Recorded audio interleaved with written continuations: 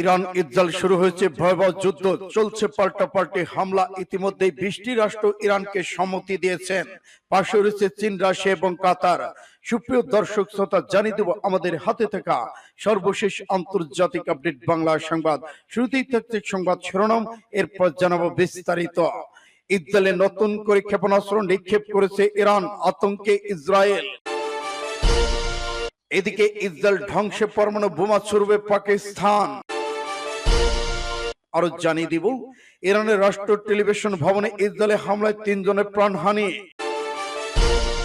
ইসরায়েলিদের রাত কাটাচ্ছে বাংকার, সেখানে আতঙ্ক। IRN এর প্রতিবেদন। ইরান থেকে নিজ নাগরিকদের সরিয়ে নিচ্ছে ভারত। আরো থাকছে, ইসরায়েলের উত্তরাঞ্চলে ইরানের বড় ধরনের ক্ষেপণাস্ত্র হামলা। এবার মুসলিম বিশ্ব রেখাও ইসরায়েল যুক্তরাষ্ট্রে হামলা চালাও আল শাবাব সংগঠনের ঘোষণা। এবং সর্বশেষে জানিয়ে দিব, ইরান ইসরায়েল চলছে ভয়াবহ যুদ্ধ, ইরানের পাশে যুদ্ধ নামছে রাশিয়া, চীন এবং কাতার। এতক্ষণ শুনছিলেন সংবাদ শিরোনাম, এখন বিস্তারিত। তবে অনুরোধ থাকবেই, এই ভিডিওটিতে একটি লাইক দিন এবং কমেন্টস করে জানিয়ে দিন আপনি কোন জেলা থেকে বা কোথা থেকে আমাদের সাথে যুক্ত রয়েছেন। ইরান ইসরায়েল যুদ্ধের ভয়ঙ্কর আপডেট বাংলা সংবাদ হাতে পেতে চ্যানেলটি সাবস্ক্রাইব করুন, আমাদের সঙ্গেই থাকুন এবং যুদ্ধ সম্পর্কে জানিয়ে দিন আপনার গুরুত্বপূর্ণ মূল্যবান মতামত। ধন্যবাদ। ইসরায়েলে নতুন করে ক্ষেপণাস্ত্র নিক্ষেপ করেছে ইরান।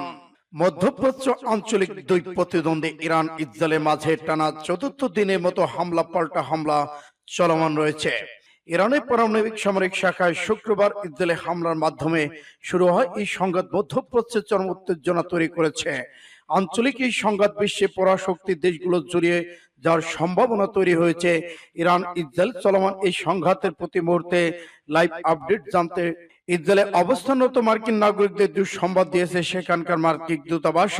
সোমবার স্থানীয় সময় সন্ধ্যার দিকে এক বার্তা দূতাবাসের পক্ষ থেকে বলা হয়েছে, বর্তমান যুদ্ধ পরিস্থিতিতে যেসব নাগরিক ইসরায়েলের বসবাস করেছেন তাদের আপাতত নিজেদের সুরক্ষা ব্যবস্থা নিজেরাই করতে হবে।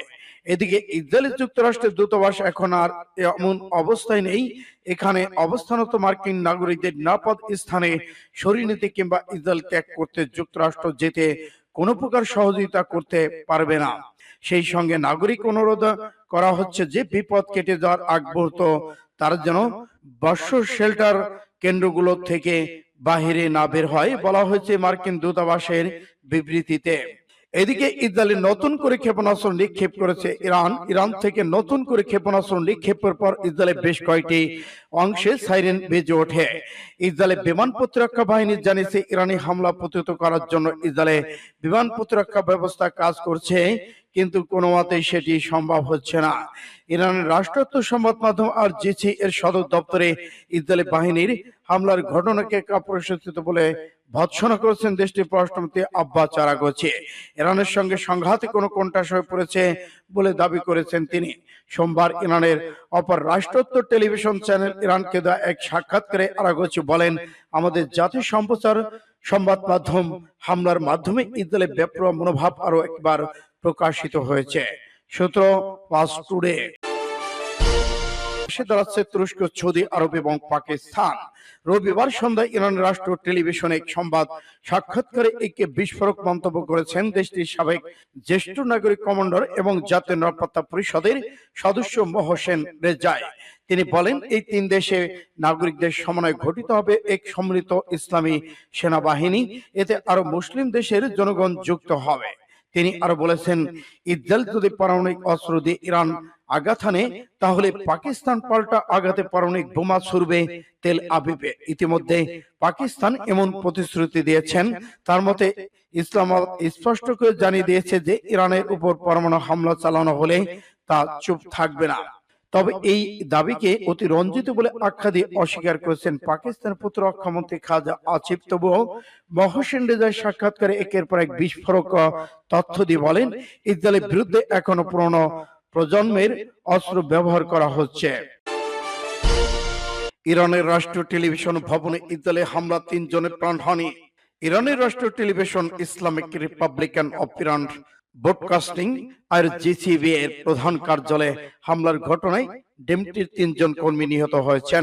হামলায় একদিন পর চ্যানেলটি তথ্য প্রকাশ করেছে খবর আল জাজিরা।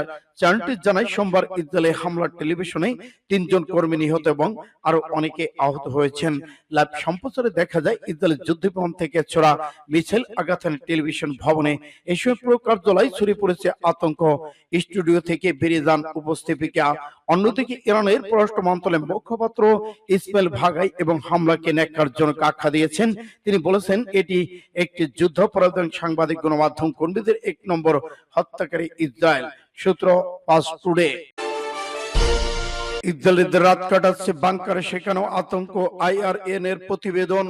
তেল আবিবে সাইরেন বাজার পর বোমা হামলা থেকে নিরাপদ থাকার জায়গায় আশ্রয় নিয়েছেন ইসরায়েলি সেনারা।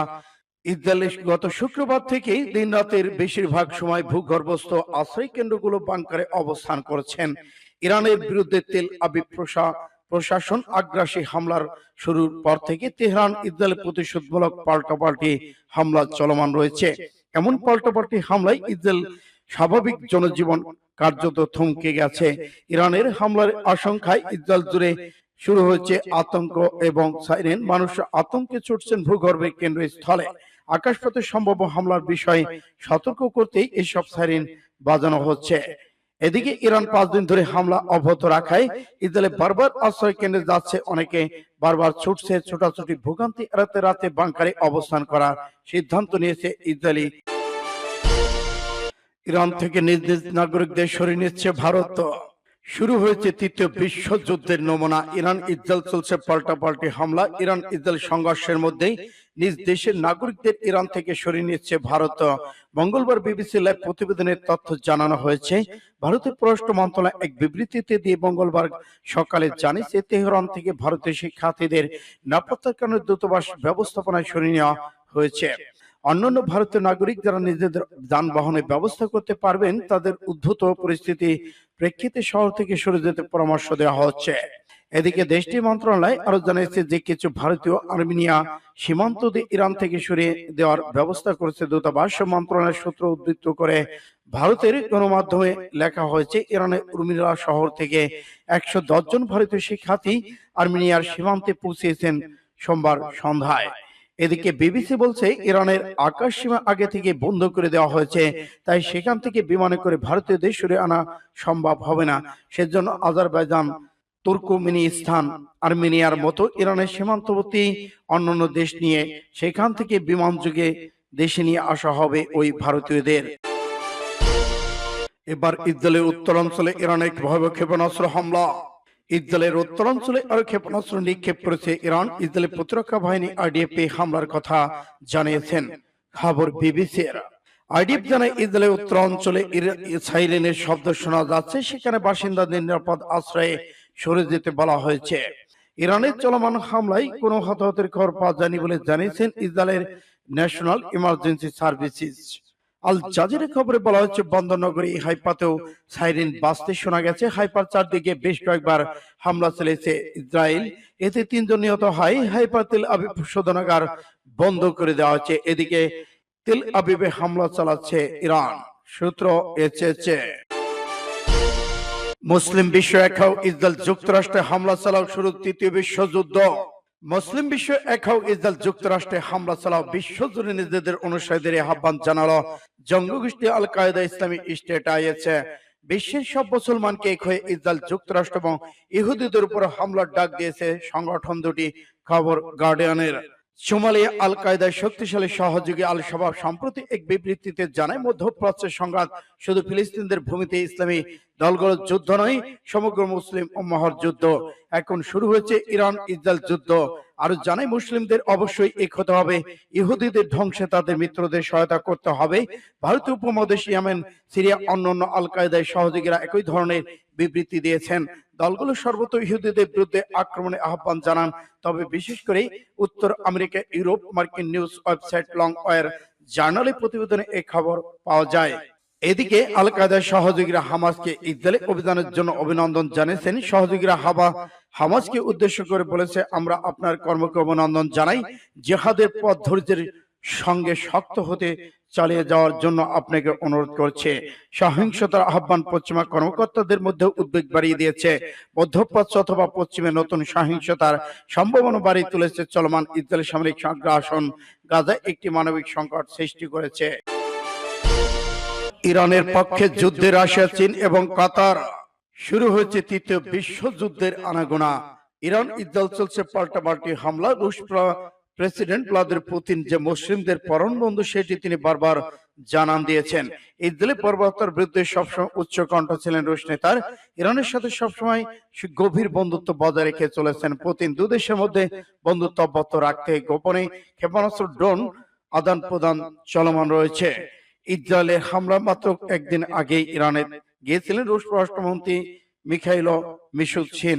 বৈঠক করেছেন ইরান প্রেসিডেন্ট মাসুদ পেজেশকিয়ানের সাথে। সেই বৈঠকের কথা জানার পর বহু বিশ্লেষকদের ধারণা ইসরায়েল ইরানের হামলার পেছনে পরোক্ষ সায় ছিল রুশ প্রেসিডেন্ট ভ্লাদিমির পুতিন। সেই ঘটনা ছিল পরোক্ষ। এবার সরাসরি ইরানের সাহস এবং ইসরায়েলের আগ্রাসন নিয়ে উচ্চ কণ্ঠ পুতিনের।